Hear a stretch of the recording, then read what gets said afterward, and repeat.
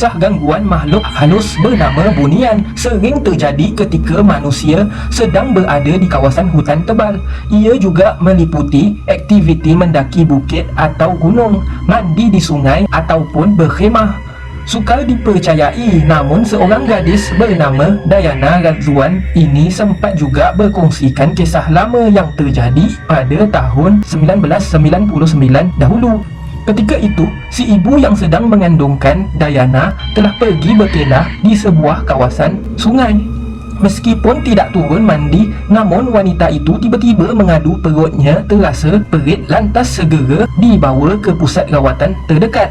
Mengejutkan, degupan jantung bayi tidak lagi dikesan. Selepas disuruh pulang dahulu, seorang ahli saudara lain yang lebih arif dalam urusan benda gaib memberitahu Diana telah diambil oleh bunian.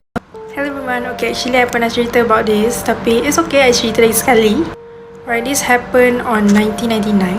Waktu tu I still dalam kandungan mak I. I ada 6 adik-beradik. Okay, on that time, my family, my parents dengan adik-beradik yang lain, diorang semua pergi dekat satu tempat air terjun dekat Perak ni. That time, mak I dia tak mandi tau sebab dia pregnant kan, so dia duduk tepi lah. And then yang adik-beradik I yang lain tu dan juga ayah I, diorang pergi mandi. While tengah sorok-sorok tu, suddenly my mom cakap dia sakit perut. So, bila mak I dah sakit tu, of course everyone stop mandi and then pergi hospital terdekat. And then bila sampai hospital, doktor cakap dah tak ada babynya. Macam mana boleh tahu babynya dah tak ada? Sebab degupan jantung memang tak ada langsung. Ramai yang tak percaya sebab benda tu first time yang berlaku dalam family I. Pihak hospital dah check banyak kali, tapi memang tak ada baby tu. So apa yang diorang buat adalah doktor tu suruh mak I balik rumah dulu and then datang balik after few days. Luckily ada saudara terdekat kami yang lebih arif bab-bab makhluk halus ni. So I tak tahu apa nak panggil, tapi maybe scan kot. Dan bila pakcik I tu check, dia kata yang sebenarnya I ni diambil oleh bunian. So kenapa diambil? Dia kata sebab selalunya baby dengan ibu mengandung ni macam bau wangi bagi dia orang. So sebab tu dia rasa macam dia berkenan dengan I. Itulah dia cakap yang bunian tu berkenan dengan I and dia dah start macam menjaga I dekat alam sana. So the whole family, kami semua ikhtiar, okay, dengan buat solat hajat and more. Okay, I make it short. Tapi malangnya awal-awal pakcik I kata orang bunian tu tak nak kasih. Sebab apa? Dia kata dia dah sayang. So semua orang ikhtiar semampu yang boleh, and until lah sampai hari untuk mak I operate dekat hospital. Waktu sampai hospital tu actually nak operate, kononnya macam nak buang lah dalam perut tu. Before nak operate tu pun, doktor tu dah check degupan jantung memang tak ada. My mom, dia dah pakai baju untuk operate tu. Okay, dah masuk dekat tempat untuk operate. Tapi luckily, the doktor tu rasa macam tak sedar hati. Dia kata dia nak check one more time. And bila dia check one more time, tiba-tiba ada degupan jantung bunyi kuat gila. Which is maksudnya I still ada lagi. So, mak I pun tak jadilah operate. Luckily, orang bunian tu nak bagi balik. I tak sure lah macam mana dia boleh terdetik nak bagi balik. Tapi on the first place, memang dia tak nak bagi langsung. So here I am, masih hidup macam biasa. Siapa yang nak percaya boleh percaya, yang tak nak percaya it's okay, tapi benda ni wujud dan jangan buat main-main. The side effect of it, I rasa I agak senang untuk see and feel things. Let me know kalau you guys nak I share a little bit of my experience about it. Diana akui mata hijabnya tidak terbuka sepenuhnya. Namun sejak itu terkadang dia boleh melihat benda-benda gaib dan ia turut berlaku saat menyertai camping di zaman sekolah menengah dahulu. Hendak dijadikan cerita, berdekatan kawasan itu ada sebuah kawasan perkuburan lama, namun awalnya tiada benda aneh berlaku. Hinggalah pada jam 12 malam setelah mereka habis beraktiviti, gadis ini terpandang ke arah pusara lantas melihat entiti putih. Dengarkan kisah Diana yang selanjutnya. Right, to be honest, tak adalah I selalu sangat nampak, tapi kadang-kadang tu macam senang jugalah. Tapi bukannya yang macam hijab terbuka semua nampak everything tu, no. Sebab I orangnya penakut juga. Kalau I selalu nampak je, matilah I. Okay, satu daripada experience yang I masih ingat until now adalah dulu I pernah pergi camp waktu sekolah menengah. Dekat tempat camp tu memang pedalaman gila and kita orang kena duduk dekat dengan hutan, of course. Kami kena tidur dalam kemah. So kami pacak kemah tu and sebelahnya ada kubur. Nak kata dekat sangat dengan kemah yang kami tidur tu tak adalah, tapi kalau kami nak buat aktiviti apa-apa, kami kena lalu dekat kubur tu dulu. Faisi kami waktu yang dalam camp tu, dia kata kubur-kubur tu adalah kubur-kubur lama. Ada kubur yang macam lebih daripada 100 tahun. Toilet dia kami kena share ramai, and dia macam ada kolam besar macam tu.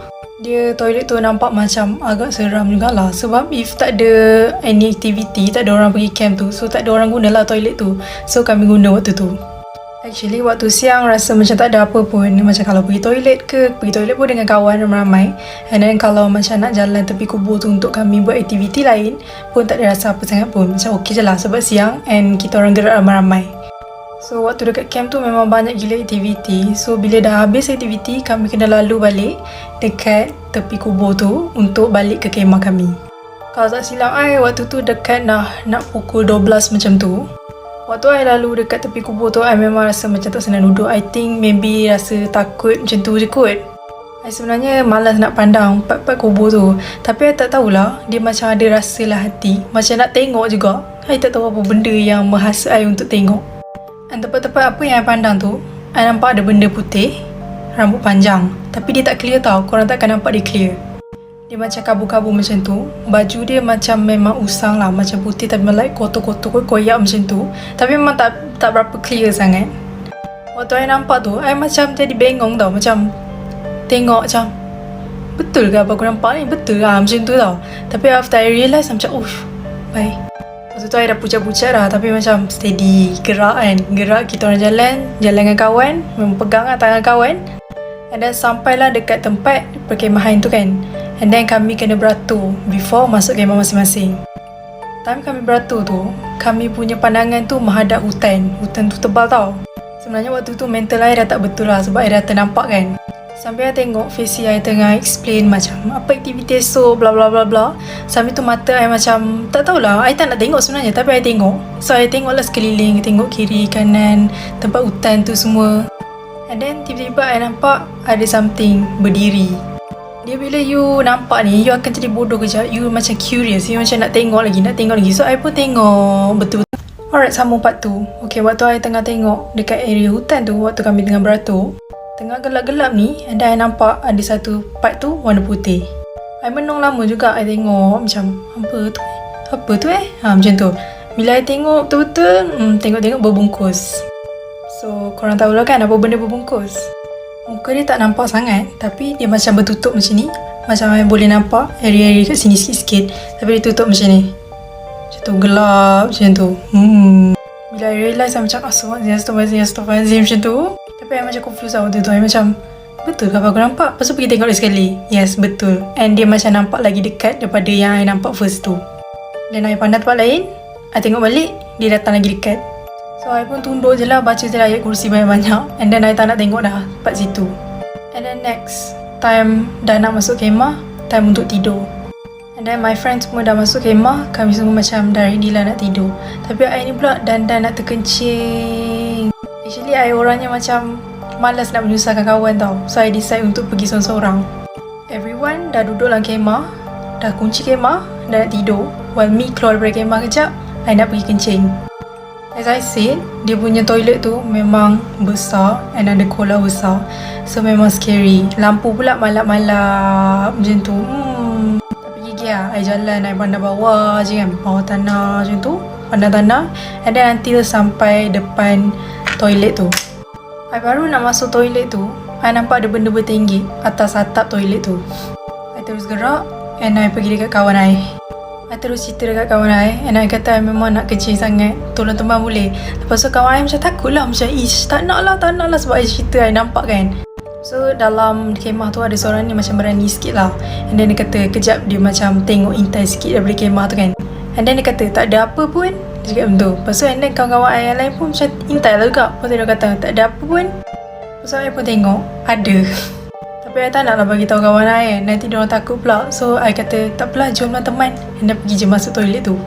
Waktu kami tengah menuju dekat toilet tu, memang dia ada lagi tau bertinggi dekat atas atap toilet tu. Tapi bila dah dekat, dah sampai depan tu, tiba-tiba dia hilang. I macam, eloklah kau hilang, aku dah kencing. So after that, kami kalau pergi mana ke, semua kawan I kata biar diorang yang teman. Actually ada banyak lagi, tapi dia macam ada yang seram, ada yang tak seram sangat pun, macam tu. Kalau you guys interested untuk dengar lagi, nanti I akan cerita lagi, okay?